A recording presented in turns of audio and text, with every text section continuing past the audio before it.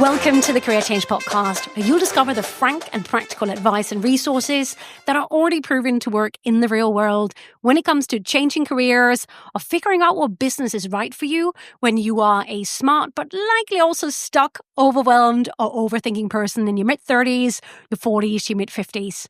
I'm your host, Rikke Hansen, a career change advisor, entrepreneur, and former corporate HR professional with over 15 years experience of helping thousands of people just like you identify or create careers or businesses that are both meaningful and future-proof. Welcome home. Hey, it's Rikke here. Welcome to episode 60 of the Career Change Podcast. Let's talk about problems. Let's talk about what type of career change problems or career problems are actually worth having, as well as what career problems might no longer be worth having for you. So this episode is specifically for you if you worry or think that changing careers or starting your own business after 35 is just too hard and it just has too many problems associated with it. It's also perfect for you if you have a real tendency, the perfectionist type. If you have a real tendency to nitpick and endlessly identify and spot problems with even your best career change or even your best business ideas, and hence you keep talking yourself out of doing anything about them, and you never find any of them to be perfect or problem-free enough to go all in on.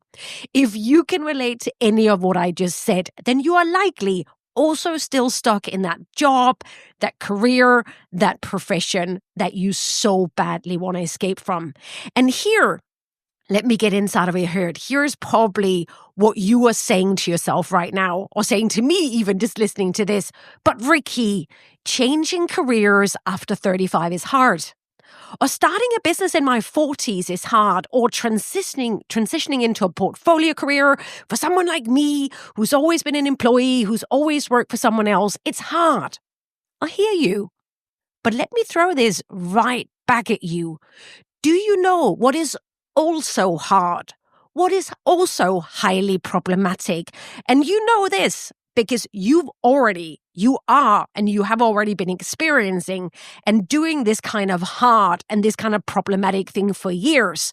And that is that staying stuck in a career or profession or job you hate is hard. Spending 10 hours a day in a job with a bullying, narcissistic bastard of a boss is hard, right?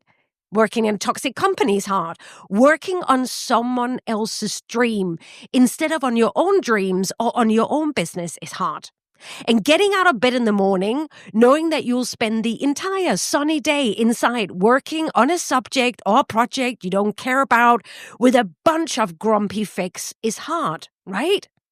Now, I think those existing career problems are the ones you should worry about solving, rather than ignoring it by instead finding faults with your new thing, or by remaining on an endless hunt for the perfect career change or the perfect business idea. Think about it. If you currently have no viable solutions lined up for your current career problems, the hates that you have of your current profession or job or career, then all you have to look forward to, let's be frank, is just a groundhog scenario of career hearts or career problems that you don't want. And you know what? They'll go on until you find better and more meaningful problems to replace them with. So hear me out. Let's talk about this. What is so important to remind yourself of if you are the stuck perfectionist or the stuck career change problem finder type who insist on finding faults and problems with your career change ideas, with your business ideas, it's important for you to remember that you do not come to the career change process as a blank slate. You are already having a lot of problems in your current career or job. So you are not starting from a problem-free or easy scenario either. Also, what I would say, my dear listener, don't underestimate yourself. You can do hard things. Hey, you are already doing hard things. You're doing it right now. And let me tell you something. It is just as hard to stay in a job you hate, and likely even harder, than it is to change careers. It takes the same amount of energy, right? Time will pass anyway. And here's the thing right now, you are likely, if you're like many of the listeners of this podcast, because I hear you when you email me, when you write me with all the issues that you have, you are likely right now, and maybe have for years, you're tolerating career problems on a day-to-day basis in your job, in your profession, that are just not worth putting up with. Maybe never were, and definitely aren't anymore, because you just don't get enough upsides in return for having that problem. You don't get enough upsides that truly matter to you or that makes your work meaningful or worthwhile. I bet if I ask you to that right now, you could probably list a ton of problems and a ton of downsides to your current work scenario. And possibly those downsides would way outweigh the meaningful upsides, right? So here's what I really want you to think about. And when I can tell you, as being someone who's worked 20 years in this field, helping, people over 35 change careers and start their own business, changing careers or starting your own business is not about avoiding problems. So don't try to look for the perfect problem-free career change. Problems do not have to be a showstopper or a sign to stop with your career change. Life and careers will always be full of problems. However, what is important and what a career change especially will give you the opportunity to do is to actively and consciously decide what type of problems, what type of new problems are worth having, because all of the many new upsides you also get in return for having those problems. You also, what's great about a career change, it also really gives you the opportunity to decide what problems are not or no longer worth having, because the associated downsides by far outweigh or even cancel out the outsides. So what's very powerful about a career change, and that also can seem a little bit intimidating maybe for you, is that a career change is really the opportunity for you to get into the driving seat of your career and call the shots. And what I love about a career change, it's the perfect opportunity not to get rid of all problems, but to choose your career problems much more consciously and wisely, as opposed to just blindly accepting things and continuing putting up with things or tolerating people or career scenarios or job or professions that are just no longer worth it. Right? I'll give you an analogy in a moment to really make this clear. But just think about right now in your current job, in your current career, in your current profession. Just think about how much you are putting up with or tolerating in that work scenario you're in right now, right? And maybe you have for years. Maybe you just sort of take for granted that this is the kind of heart that you have to do. So right now, you are likely not getting a very good deal on the problem front, right? So maybe apart from the money you're paid, how many upsides or exciting, meaningful things do you really get to do on a day-to-day basis in return for having those problems in your career? And most importantly, do those upsides outweigh the downsides and make the problems worth having in your current career or not? When it comes to, for many professionals that I speak to over 35, when it comes to that exchange, in terms of what you are getting from your job, apart from just money, things can only get better. You need way more meaningful and exciting upsides, more things that you truly value, that you want to, optimize your career, your life around. You want way more upsides that can actually make your day-to-day work life exciting, meaningful in terms of what type of work you do, what subject it is, who you work with, when and where, and all of those kind of things. So my recommendation for you is not to avoid problems, but to actually realize that it's time to stop tolerating problems not worth having. Right? It's time to stop tolerating bullying bosses, toxic work cultures, and a day-to-day work life or subject you just don't have any interest in. It is time to find better and more worthwhile problems to have in your career. So let's get real about this. Life is bloody hard. Careers can be hard, and problems, they're just part and parcel of any life, of any career. And here's the thing with a lot of problems and a lot of hearts in life, full stop. So much is out of our hands. We are so used to so many things being out of our hands. Things like you're getting that cancer call, someone in your family gets hit by a bus, somebody dies, all of those kind of horrible, horrible things, even less dramatic than that. Just so much in life is out of our hands. That is why I am so keen to control the factors and the problems that I do to a very large extent have control over. And you know what the good news is? So much is up to you when it comes to your career, to the kind of problems you're willing to have associated with your career or not. You have optionality. Now, I know if you've been working for someone else for a very long time, it can seem like everything is out of your hands. That is exactly what the career change will give you the opportunity to consider changing. So my recommendation is to start actively choosing your career hearts and your career problems wisely, and start making choices about what problems are worth having in exchange for the upsides they also give you, as well as deciding what problems are not or no longer worth having because of all the downsides that just outweigh the upsides. So I want to give you an analogy to really hammer this home, a personal analogy that will really make you realize exactly what's going on here. And then after that, I'll give you a very practical example that will help you implement what you're learning here to your own career change scenario, especially if you're considering starting your own business. So the analogy I want to give you in terms of what problems are worth having in terms of the upsides that it gives to you and what problems are not is a marriage analogy.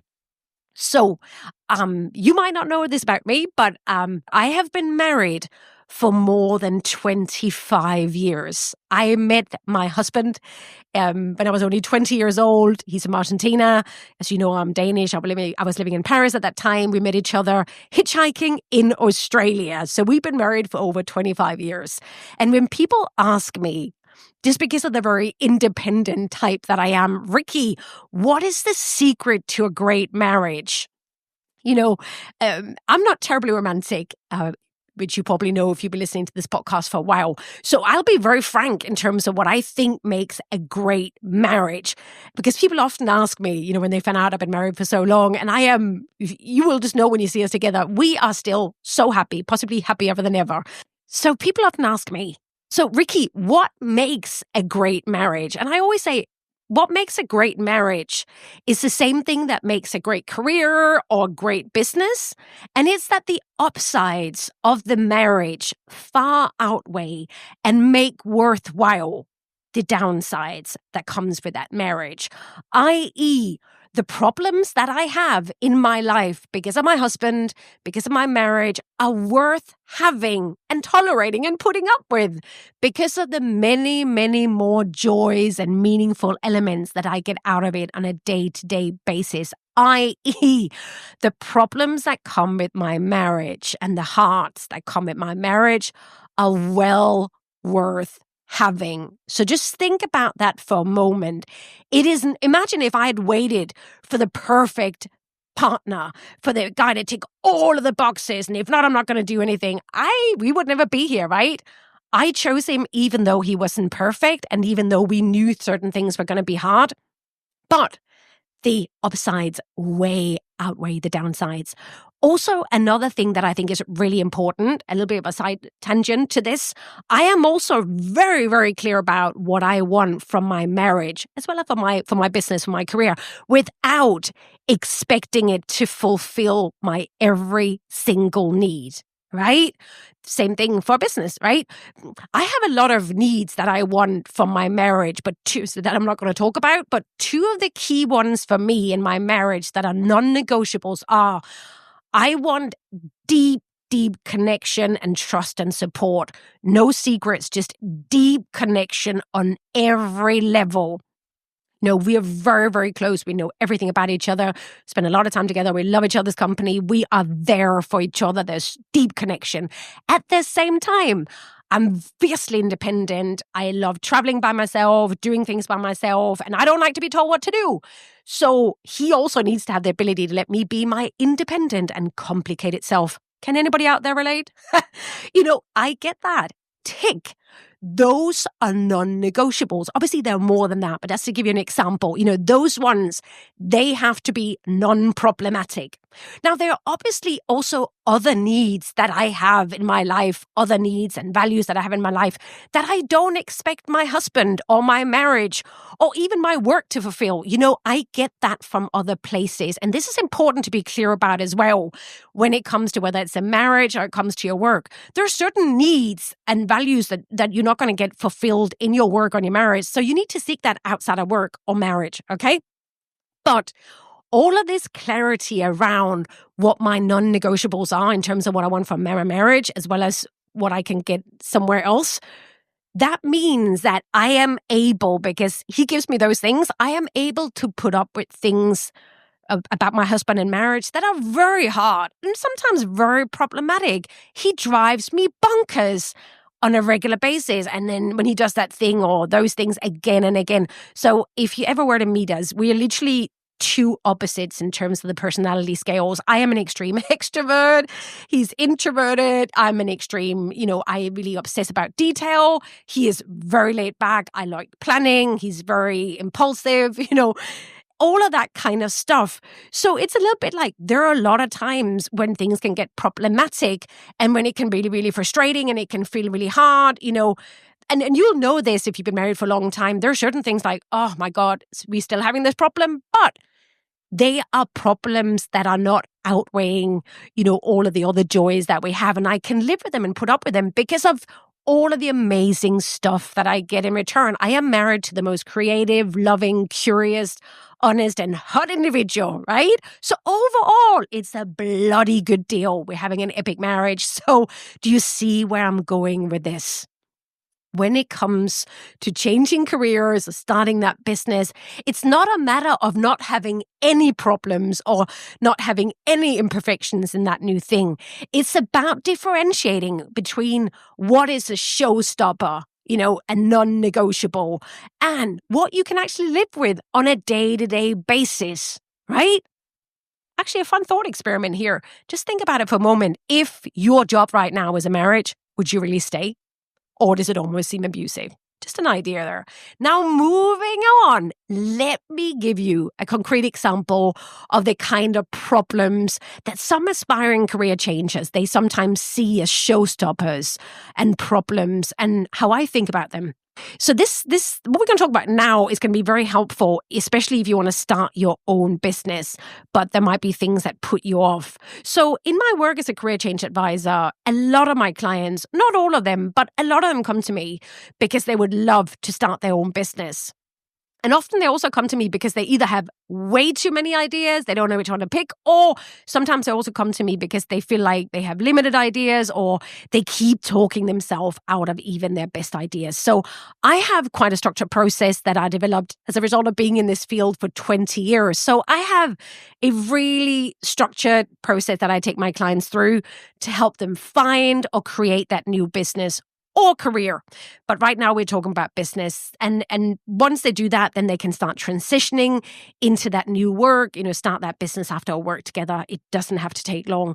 I really help them get really clear about what type of businesses they want to start. And then they get really excited. It feels really meaningful, allows them to work with a subject or a client group or a skill set or something else that they enjoy, they're excited about. And then this happens so often, when we get really close to the stage when they can start test driving this new business or experimenting with it and take real action, here's what often happens. I'll get a message saying, hey, Rikke, I love the business concept. I'm so excited. But, I've always been an employee. I've always worked for someone else. And I'm worried about having to sell myself and market myself and my service as a business. I'm worried about marketing. I'm worried about, sales and marketing and networking. And I'm also worried about not having a fixed paycheck every month and on it goes. Now, if you've been considering becoming self-employed or starting your own business, you can probably relate to a lot of these problems that therefore come with it, right? All of these hards, and they can seem like a valid concern. Now, with my clients, we've obviously talked about this a lot throughout the entire process. So this is nothing new, but it often happens as some kind of like reaction to, oh, now I have to take action. And then, suddenly I see all these problems. But here's the thing I need to remind my clients of by this stage. We've already gone through the process of picking the values and upsides they want to optimize for in that new career, in that new business. So I know that with these types of clients, there are certain things that they want more than anything else. And it's a big reason why they start their own company, because they cannot get these upsides or these values met in their current work setup. So for a lot of people who want to start their own business, it's because they want freedom. They want ownership, whether it's ownership of the products or the services they create. They want the freedom to choose their own client group. They want to choose a subject they truly care about. They want to work from anywhere on any time on their terms. They want to call the shots.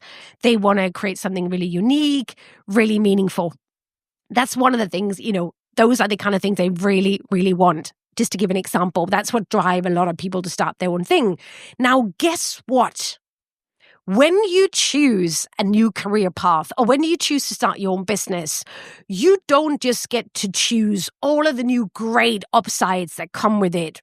For example, like the ability to set your own hours or work from anywhere or approach your subject or your expertise in any way you want and to be really passionate about what you do for a living. You don't just get to choose all of the upsides. You also, at the same time, just like a marriage, you also have to take on a new set of problems and hardships in exchange for all of the upsides, for all of the goodies, right? So, again, it comes down to, do those upsides outweigh the downsides or the other way around? So yes, if you start your own business, you're going to have to do sales and marketing. You might see that as a problem. It's very common. People are like, oh my God, but then I would have to do marketing and sales. And here's the thing, when it comes to marketing and sales, yes, you will absolutely have to do that if you run your own business and if you want clients. But so will you and so are you when you're an employee. You just call it something else. As an employee, when you're on the job market, you have to put up with human resources. And I say that as someone who used to work in human resources. It's on their terms, right? You have to flatter and impress recruiters. There are so many rules. You have to go for interviews. You have to play the game, look for job ads, all of that kind of things. So remember, right now, the marketing and sales you're doing is for a career that you likely don't even care about anymore or for a job that you don't even want. That means that you have to sit there and pretend to want this job or to really want to work for this company. You have to spend hours working on your career, your CV, your resume, your LinkedIn profile.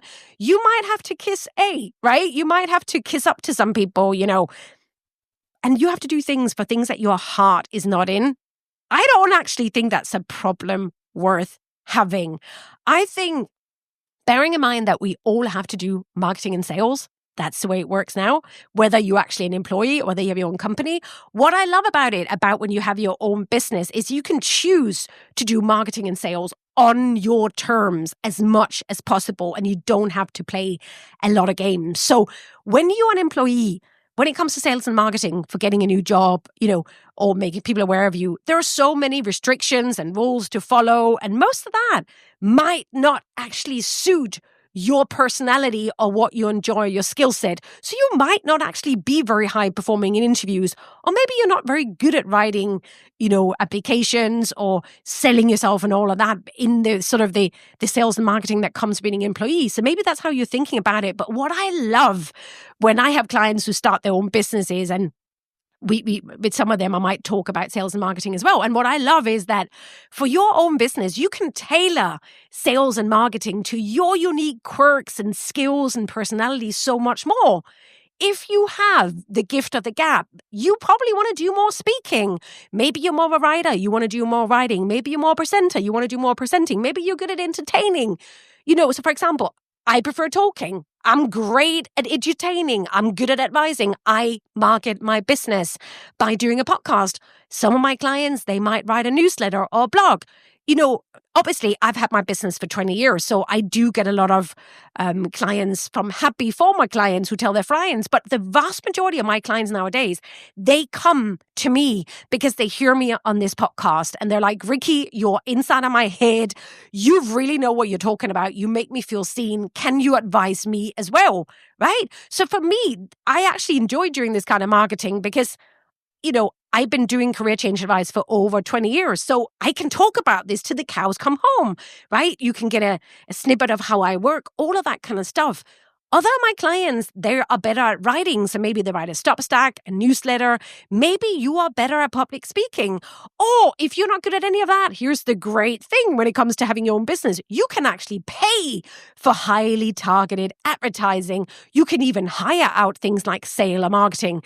With so many developments in digital, AI, virtual, there's so many more opportunities now for solving marketing and sales problems. With all of those things happening with the online, the digital field, the options are endless. There are so many more ways in which you can do marketing and sales versus right now, what you right now have to do as an employee, that kind of marketing and sales, okay? That's the thing. Learning and making a habit of ongoing regular sales and marketing, to leave a breadcrumb trail you own all over the internet is actually one of the most future-proofing things you can do. So people are always aware of who you are and what you have to sell, right? That is much more future-proofing than you relying on employers to somehow find out who you are, and only probably because you send them your CV, or you're waiting for someone to pick you or find you, or having to rely on recruiters to find a job for you, and then you probably don't do that a lot. You probably only do sales and marketing every once in a blue moon when you're looking for a new job and not in between. So you're not even, used to doing it. You're out of shape. Now that is really risky, right? Much better doing sales and marketing on a regular basis and always having a stream of opportunities coming your way. Now that, in my book, is a problem worth having, right?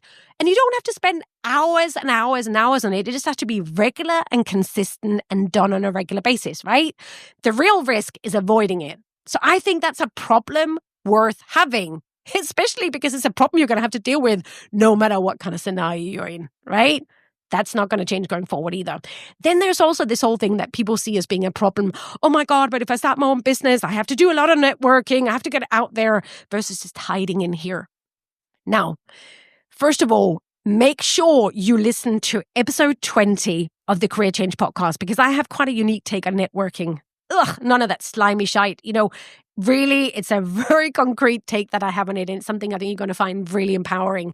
So often people who have never had their own business before, they have this idea that, but if I start my own business, I would have to spend so much of my time networking and pushing my product and my business card. You might have that kind of American Psycho scene in your head. But here's the thing, spoiler alert.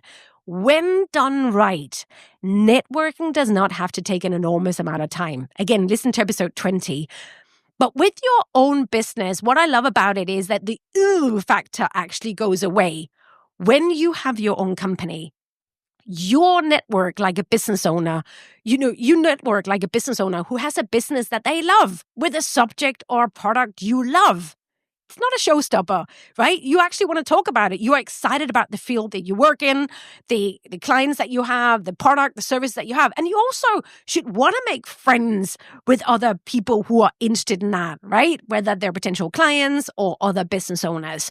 Whereas right now, when you are in a job or in a profession you don't like, you still have to network, right? You already have that problem, but it's probably not worth having in your current job, because when you network right now, you have to pretend to like your subject, and you're in a room with a bunch of people who probably don't want to be there, right? Or blowing your trumpet on a online platform where people are like, that doesn't seem right. Okay. So networking is something you have to do no matter what kind of career your business you're in. So make it a problem worth having that you enjoy and that gives you something in return. All right. I have a lot more to say about that. But for now, let's keep this going and listen to episode 20. Now, then there's also what a lot of people see as another problem, which is what they deem the unpredictability of not having a regular paycheck. Now, here's what I'll say to that. Just like everything else we talked about here, for some people, those problems are not problems worth having.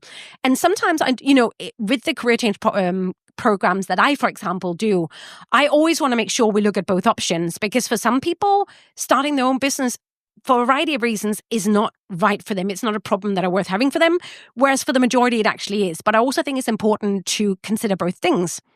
So for some of you, that means that it might be a showstopper to start your own business, because what you value and what you want to optimize for are things that are not compatible with having a business. However, for the vast majority, for those of you who would like to start a business but might be held back by this worry about not having a regular paycheck, I think it's really worth questioning that worry and at least test out being a business owner. Here's how I look at it as someone who's had 20 years of being without what you would call a regular paycheck. I work for myself. I've had my own business for over 20 years.